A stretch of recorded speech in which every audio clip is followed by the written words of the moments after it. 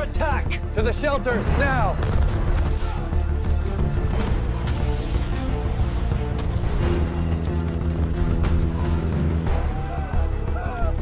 Malam Jumat yang seharusnya penuh ketenangan, berubah menjadi episode tergelap dalam sejarah militer Israel.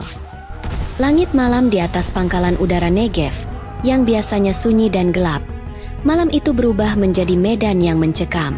Bukan hanya diselimuti oleh gelapnya malam, tetapi juga disayat oleh kilatan cahaya api yang menyambar dari langit. Rudal-rudal hipersonik buatan Iran, tipe Zarqa A8, meluncur dengan kecepatan mengerikan. Rudal-rudal itu datang dari arah tenggara, melesat dalam formasi mematikan. Tak ada peringatan, tak ada waktu untuk bersiap.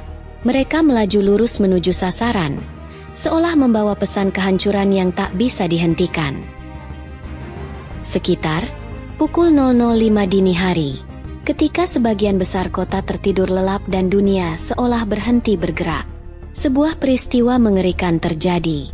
Di saat malam mencapai titik tergelapnya, 15 rudal hipersonik buatan Iran melesat dengan kecepatan luar biasa, memecah keheningan malam yang sebelumnya begitu sunyi. Deru ledakannya mengguncang udara, seolah membangunkan bumi dari tidur panjangnya. Target dari serangan ini bukanlah tempat biasa.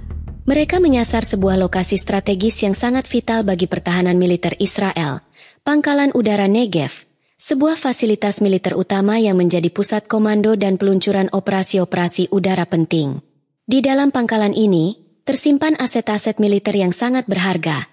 Deretan pesawat tempur canggih seperti F-35 Lightning II, F-15I, Ra-M, serta beberapa drone siluman generasi terbaru yang dirancang untuk menjalankan misi pengintaian dan serangan presisi tinggi.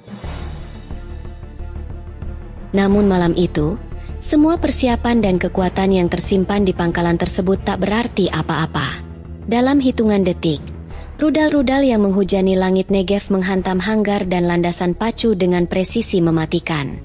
Suara ledakan menggema bertubi-tubi, menyulut api yang langsung membakar deretan jet yang belum sempat lepas landas. Pesawat-pesawat tempur yang biasanya menjadi andalan kekuatan udara Israel kini hanya tersisa kerangka hangus dan puing-puing yang berserakan.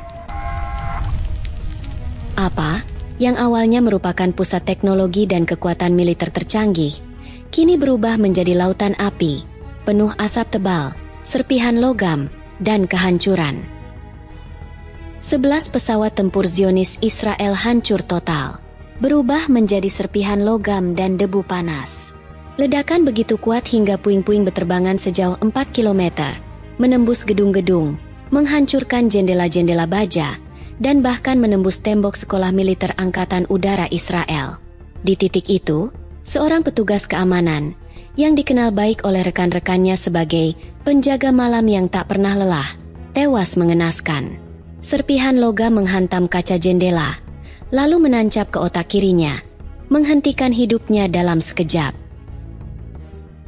Namun, yang paling mengerikan bukan hanya kehancuran peralatan militer atau satpam yang tewas. Yang membuat dunia terdiam adalah angka korban jiwa yang menjulang, sekitar 2.800 tentara, sebagian besar dari mereka masih terlelap di barak ketika rudal menghujam. Beberapa ditemukan dalam kondisi yang begitu menyayat hati, masih berpelukan dengan senjata, atau bahkan masih memegang ponsel, tengah bercanda ringan dengan orang-orang tercinta mereka. Dalam sekejap, obrolan hangat berubah menjadi sunyi. Telepon terputus, bukan karena sinyal atau baterai, tapi karena jiwa di seberangnya telah hilang dalam dentuman maut. Dari antara ribuan kisah kehilangan, satu cerita kecil menjelma jadi simbol duka paling menyayat. Seorang wanita muda, masih mengenakan piyama, wajahnya pucat dan matanya sembab, diwawancarai oleh media lokal. Ia adalah kekasih dari salah satu tentara yang tewas. "Kami sedang ngobrol seperti biasa," dia bilang. "Aku pulang sebentar lagi ya sayang.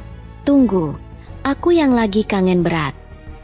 Tapi kemudian, ada suara aneh, dentuman, lalu sunyi, dan aku kehilangan dunia, katanya, dengan suara gemetar. Ia tak menangis lagi, bukan karena luka telah sembuh, Tapi karena air mata telah habis sejak dini hari, hanya suara serak dan tangan yang gemetar saat memegang ponsel yang masih menyimpan rekaman suara terakhir sang kekasih. Dalam sebuah pernyataan resmi yang disampaikan oleh Korps Garda Revolusi Iran, menegaskan bahwa serangan rudal hipersonik ke pangkalan militer udara Israel bukanlah tindakan tiba-tiba, melainkan balasan yang terukur dan penuh perhitungan. Pernyataan itu merujuk langsung pada kebijakan militer Israel di bawah kepemimpinan Perdana Menteri Benyamin Netanyahu, khususnya dalam beberapa hari terakhir yang penuh eskalasi. Apa yang memicu balasan Iran? Dalam sepekan terakhir, militer Israel diketahui telah melancarkan serangan besar-besaran ke wilayah Suriah, terutama di bagian selatan negara tersebut. Berdasarkan laporan intelijen dan media regional, lebih dari 100 titik serangan dilancarkan secara terstruktur, tersebar di lokasi-lokasi strategis.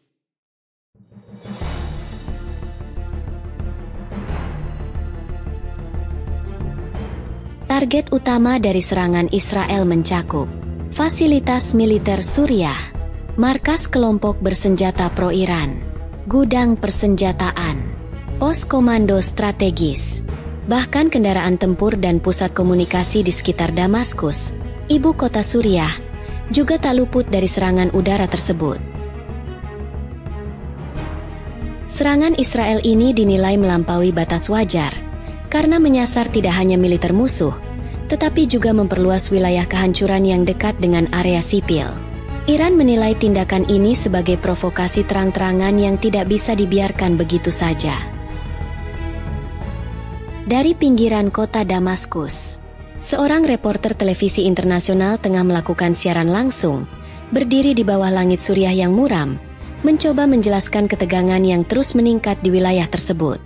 Namun sebelum kalimatnya selesai, dentuman ledakan keras mengguncang udara, membuatnya terdiam sejenak, lalu spontan berlari meninggalkan lokasi, sementara kamera masih merekam setiap detik kepanikan itu.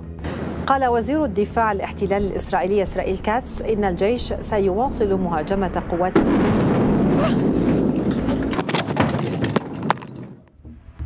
Rekaman tersebut bukan sekadar tayangan berita.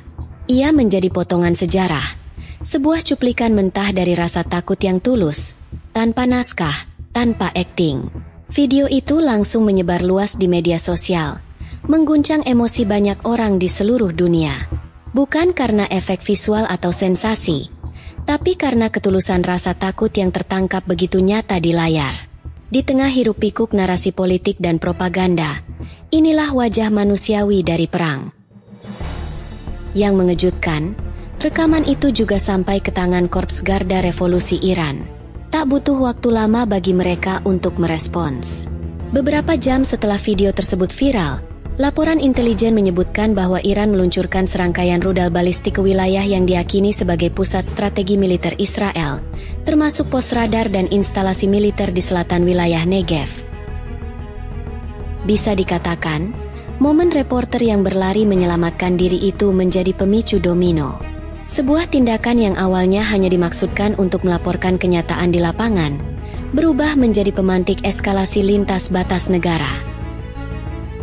Dunia menyaksikan bagaimana satu kilatan ketakutan yang terekam kamera dapat menjadi sinyal yang memicu dentuman-dentuman berikutnya.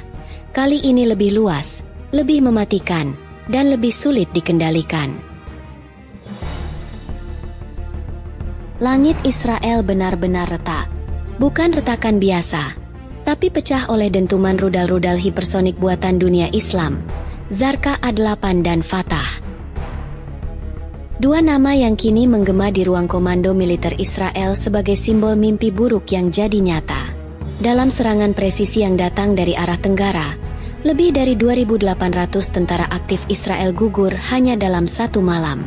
Bukan hanya kehilangan pasukan, tapi kehilangan wajah. Wibawa kekuatan udara mereka hancur dalam kobaran api. Rudal-rudal hipersonik itu bukan hanya menghantam pangkalan militer, tapi juga menghantam kepercayaan diri militer Israel yang selama ini dianggap tak tertandingi di kawasan. Ini bukan sekadar serangan balasan. Ini adalah titik balik, simbol kebangkitan kekuatan Islam yang selama puluhan tahun diremehkan. Ketika dunia internasional tutup mata, ketika Dewan Keamanan PBB hanya jadi panggung sandiwara, dan ketika pasal-pasal hak asasi manusia hanya jadi teks kosong, rudal-rudal Iranlah yang akhirnya berbicara. Mereka membawa suara yang tak bisa dibungkam. Suara bagi Gaza yang dibombardir. Suara bagi anak-anak Yaman, Suriah, dan Palestina yang terkapar dalam sunyi. Suara bagi dunia yang selama ini dibungkam oleh veto dan uang. Serangan ini mengirimkan pesan jelas ke Tel Aviv, Washington, dan seluruh dunia bahwa dunia Islam tak lagi berdiri di bayang-bayang. Mereka kini punya taring, dan ketika diplomasi gagal, maka langit akan menyala.